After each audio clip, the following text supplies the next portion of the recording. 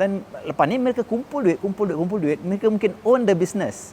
So, kerisauan saya adalah orang Melayu, orang Malaysia ni macam mana pula? Okey, semalam saya baru borak dengan salah seorang of HR senior manager. Dia kata over the weekend dia pergi ke satu bengkel ni. Dia kata dekat situ kebanyakan pekerja-pekerja dekat situ Bangladeshi. Dan bukan setakat Bangladeshi yang bekerja kat situ, tapi dekat area-area itu semua orang Bangladeshi, dari dia punya orang kedai dan juga orang-orang yang membeli pun banyak Bangladeshi ada kat situ. Dan one thing yang conversation yang kita ada semalam adalah dia kata bila kita tengok Bangladesh ni, mungkin kalau saya boleh reflect balik pengalaman saya 10-20 tahun lepas masa petrol kita ni leaded unleaded. So pekerja-pekerja Bangladesh datang kat Malaysia ni, dia orang kerja dia pam minyak. So dia tahu dua perkataan je, leaded or unleaded. Leaded or unleaded, saya tak tahu lah kalau you all hidup pada zaman tu kan.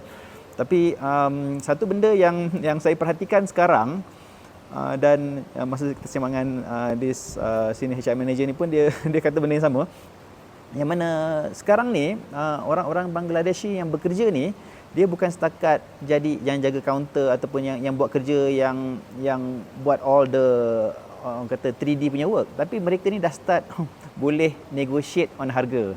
So tokey duduk kat dalam, dia duduk kat depan, dia yang negotiate harga, dia yang keluar quotation, dia yang buat payment, dia yang handle A to Z. Okey, korang nampak tak ke mana benda ni akan pergi? So kalaulah kita tengok for example Indonesia zaman dulu, kalau kita tengok banyak orang Indonesia datang ke Malaysia dan dia bekerja kerja-kerja yang macam buruh, jadi orang gaji dan sebagainya.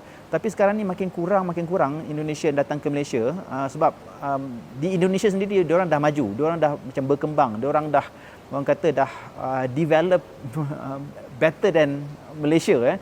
So dia orang lebih baik dia orang bekerja dekat tempat dia orang kan, dan dia orang dah ada skill. Dan daripada pengalaman 20-30 tahun dekat Malaysia ni, dia orang buat bangunan, dia orang buat KLCC dan sebagainya, dia orang balik, dia orang dah penuh dengan skill, dan dia orang boleh gunakan skill yang ada dan mungkin duit yang mereka kumpul bekerja dekat Malaysia ni untuk memajukan negara mereka.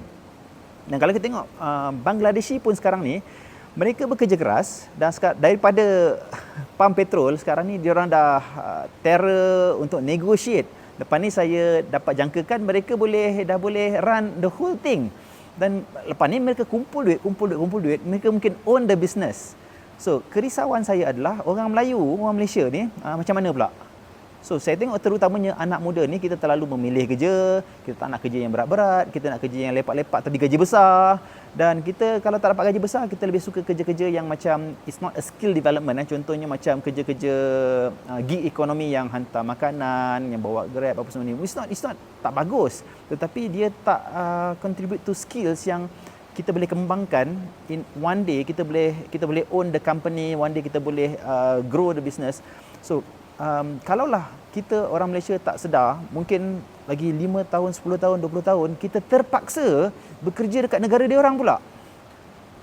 And that's how the cycle of life. Bila kita dah maju, kita dah rasa macam kita dah bagus, kita tak nak buat kerja-kerja yang renyah-renyah, kita tak nak bermula dari bawah, kita nak comfort. Dia bagi saya satu petanda yang bahaya, yang mana 10 tahun, 20 tahun, 30 tahun akan datang, apa yang akan jadi? Siapa nak bekerja untuk kita kalau kita tak develop kita punya skills untuk kita bangunkan negara kita ni? So point saya adalah before we get somewhere, we need to start somewhere. Dan tak salah kalau kita start dengan buat kerja-kerja yang renyah-renyah. Saya dulu start kerja sebagai technician. Saya kerja dulu kalau ikutkan minimum wage jauh lebih rendah daripada minimum wage sekarang. And that's how saya develop. Because daripada kerja sebagai technician itulah saya nampak macam mana kilang tu beroperasi, macam mana human behaviour, macam mana politics dalam organisasi dan sebagainya. So start working anywhere you are and start to grow yourself. Dan semoga kita jadi satu negara, bangsa yang orang kata dihormati dan disegani kerana skill yang kita ada, bukan kerana warisan yang kita dapat daripada nenek moyang kita.